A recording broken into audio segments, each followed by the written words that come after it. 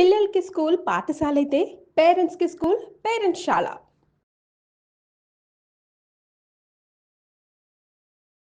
నమస్తే అండి సురేష్ బాబు గారు. కీర్తి గారు నమస్కారం అండి. జూలై 1 నుంచి 31 వరకు వృశ్చిక రాశి వారికి ఎలా ఉంటుందో తెలియజేస్తారా? సో వృశ్చిక రాశి గురించి మనం జూలై మంత్లో దాని గురించి మాట్లాడుకుందాం అంటే రాశి ఫలాలు ఎలా ఉన్నాయో.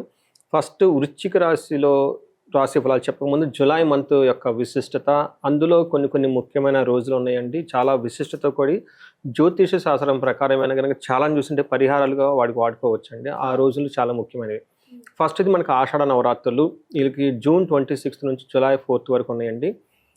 నాకు వచ్చే కాల్స్ని బట్టి చూసుకుంటే ఎవరికైతే డైవర్స్లు స్టార్ట్ అయ్యి అవి అటు ఇటు తేలకుండా హ్యాంగ్ అయ్యి ఎక్కువ కాలం ప్రొలాంగ్ ఉన్న వాళ్ళకి ఇది ఒక బెస్ట్ టైం అంటే అవకాశం. ఈ రోజుల్లో 9 days కనుక నవరాత్రులు కనుక చక్కగా కనుక చేసుకోగలిగితే ఎవ్రీడే 8 తర్వాత ధూపం వేసి ఒక 1/2 hour టైం స్పెండ్ చేసి అష్టోత్తర నామాలు కానీ అమ్మవారి కనుక చదువుకుంటూ ఉంటే ఎవరి మీద కోప్పడకుండా ఒక 9 days కనుక భక్తిగా కనుక చేసుకుంటే ఈ కోర్టు కేసుల నుంచి బయటపడిపోతారండి. ఓకే. రెండోది మోస్ట్ ఇంపార్టెంట్, రియల్ ఎస్టేట్లో ఎవరైతే చేస్తూ గ్రోత్ లేక ఆగిపోయి ఉన్నారో వాళ్ళకి చేసుకుంటే చాలా బాగా కలిసి వస్తుంది. మూడోది అగ్రికల్చర్ రిలేటెడ్ ప్రొడక్టివిటీ కనుక లేకుండా ఇబ్బంది పడుతూ ఉంటే వాళ్ళకు కూడా చాలా బాగా కలిసి వస్తుందండి. ఈ వారాహి నవరాత్రులు అంటే ఆషాఢ నవరాత్రులు ఎవరు మిస్ చేసుకోకూడదని చెప్పేసి నేను కోరుకుంటున్నానండి. నెక్స్ట్ గురు పూర్ణిమ ఉందండి. పర్టికులర్ వృశ్చిక రాశి వాళ్ళకి గురువు అంత అనుకూలంగా లేరు, చాలా ఇబ్బంది పడుతున్నారు. ఆ రోజున మిస్ కాకుండా గురు పూర్ణిమ రోజు వాళ్ళకి సంబంధించిన గురువులు కానివ్వండి, టీచర్లు కానివ్వండి, లేదంటే ఆశ్రమానికి వెళ్ళి కానీ మఠాలకు కానీ వెళ్ళి అక్కడ టైం స్పెండ్ చేస్తే నెగిటివ్ ఎనర్జీ అంతా పోయి గురు యొక్క కృపయల మీద వస్తుందండి. చాలామంది నాకు ఫోన్లు చేస్తుంటే మేము జాబ్లో ఆల్రెడీ స్ట్రెస్ ఫీల్ అవుతున్నామండి, జాబులు మూవ్ అవుతున్నామండి, ఒక ప్లేస్ నుంచి ఇంకో చాటికి మూవ్ అవుతున్నామండి, షిఫ్ట్ అవుతున్నాము, అవుట్ ఆఫ్ ది జాబ్ వచ్చాము, అవుట్ ఆఫ్ ది ప్రాజెక్ట్ వచ్చామని చెప్పేసి ఫోన్లు చేస్తూ ఉన్నారండి. అది గురువు వీళ్ళకి సరిగా అనుకూలంగా లేకపోవడం జరుగుతుంది. ఎవరైతే టీచింగ్ ప్రొఫెషన్లో ఉన్నా, ఫైనాన్స్ ఫీల్డ్లో ఉన్న వాళ్ళంతా ఇబ్బందులు ఫేస్ చేస్తున్నారండి. వాళ్ళకి ఇది బెస్ట్ రెమెడీ. ఓకే. తర్వాత వీళ్ళకి నాగపంచమి ఉందండి. ఎవరికైతే పిల్లలు కావాలనుకుంటున్నారో, మిస్క్యారేజ్ అవుతుందో, ప్లాన్ చేసుకుని సరిగ్గా అవ్వట్లేదో వీళ్ళంతా కూడాను ఆ రోజున నాగపంచమి చక్కగా కనుక భక్తి శ్రద్ధతో చేసుకుంటే ఆ దోషం అంతా పోయి చక్కగా పిల్లలు కొనే అవకాశం, వంశ వృద్ధి జరిగే అవకాశం ఎక్కువగా ఉంటుందండి. ఈ రెమెడీస్తో మనం అందరూ ప్రతి ఒక్కళ్ళు చక్కగా చేసుకోవాలని మనం కోరుకుందామండి. సో ఇంకొక ముఖ్యమైన పండుగ అండి తొలి ఏకాదశి. ఎవరైతే సిరీస్ ఆఫ్ ప్రాబ్లమ్స్ అంటే కంటిన్యూస్గా ఏదో ఒక ప్రాబ్లమ్ని ఫేస్ చేస్తూ ఇంట్లో ఎవరికొకరికి హెల్త్ బాగోలేకపోవటమో, బిజినెస్ సరిగా లేకపోవటమో, ఒకటి బాగుండి ఇంకో బాగలేకపోవటమో, ఇలా అన్ని కనుక ప్రాబ్లమ్స్ ఫేస్ చేస్తుంటే ఆ రోజు మహన్యాసపూర్వక ఏకాదశి రుద్రాభిషేకం పార్థివ శివలింగం అంటారు. అంటే పుట్టమట్టిది మనకి బయట అమ్ముతారండి. అవి తీసుకొచ్చేసి ఇద్దరు పండితులు కనుక ఇంటికి తీసుకొచ్చేసి వాళ్ళ చేత ఈ పూజ కనుక ఇంట్లో చేయించుకొని వాళ్ళ చేత వేద ఆశీర్వాదం తీసుకుంటే ఈ ప్రాబ్లమ్స్ అన్నీ పోయేసి ఇల్లంతా మళ్ళీ కలకలలాడుతూ చక్కగా ఉంటుందండి.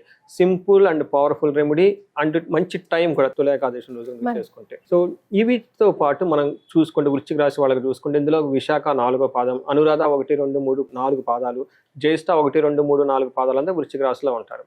మనం గురు గ్రహస్థితి కనుక చూసుకుంటే సూర్యుడు ప్లస్ శుక్రుడు ఈ 2 యొక్క గ్రహాలు చేంజెస్ ఎక్కువగా ఉంది. ఇవి వీళ్ళ మీద ఇంపాక్ట్ చూపిస్తూ ఉందన్నమాట.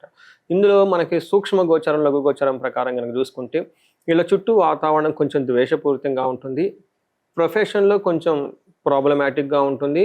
తర్వాత శుక్రుడి వల్ల కొంచెం యంగ్ పీపుల్ లేదంటే యంగ్ ఉమెన్ లేదంటే యంగ్ జెంట్స్ ద్వారా కొంచెం ప్రాబ్లమ్స్ వచ్చే అవకాశం ఎక్కువగా ఉంటుంది. ఒక రకంగా చెప్పాలంటే కొంచెం ప్రాబ్లమ్స్ అయితే ఉన్నాయి, అవి కూడా ప్రొఫెషన్లో ఎక్కువగా ఉండి మేనేజబుల్ రేంజ్లో ఉన్నాయని మనం చెప్పుకోవాలి. సూర్యుడు 9వ ఇంట్లో ఉండి 9th హౌస్ని చూడటం వల్ల ఏమవుతుందంటే ఇది ఎలా అని చెప్తారంటే ఒకళ్ళ మీద ఒకళ్ళు బ్లేమ్ గేమ్లో చేసుకుని ఆ బ్లేమ్ గేమ్లో వీళ్ళు కొంచెం ఇబ్బందులు పడే అవకాశం ఎక్కువగా ఉంటుంది. కొంచెం కొలీగ్స్ తోటి వాళ్ళతో జాగ్రత్తగా ఉండాలి. మనకి మహర్షులు ఏం చెప్తారంటే నిందాపరాధం కలహం నిర్దోషచ్చ ధనక్షయ పుణ్యలాభార్ధనాశచ్చ విరోధే విచారో నవమే రవి అని చెప్తారు. అంటే వీళ్ళు మంచి పనులు చేయాలన్న ఒక సత్సంకల్పంతో వెళ్తూ ఉంటారు, వేరే వాళ్ళు వచ్చేసి వీళ్ళని ఆటంకాలు పెడుతూ ఉంటారు, వీళ్ళ కష్టాన్ని వాళ్ళ క్రెడిట్గా చూపించుకుంటూ ఉంటారు, వీళ్ళ మీద నిందలేసేస్తారు.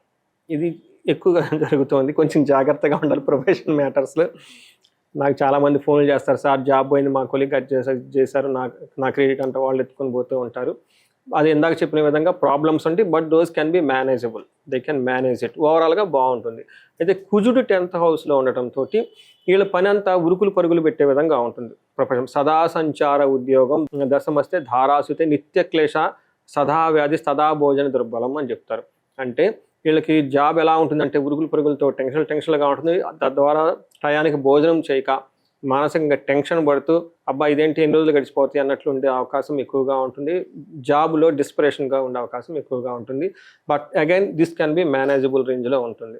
7వ ఇంట్లో శుక్రుడు ఉండటంతో అప్పటిదాకా చక్కగా బాగా ప్రేమగా మాట్లాడిన వాళ్ళు వీళ్ళకి రిటర్న్ అయ్యి రివర్స్ అయ్యి సింహంలాగా గండ్రిస్తారంట, మనకి శాస్త్రాలు చెప్పున్నారు.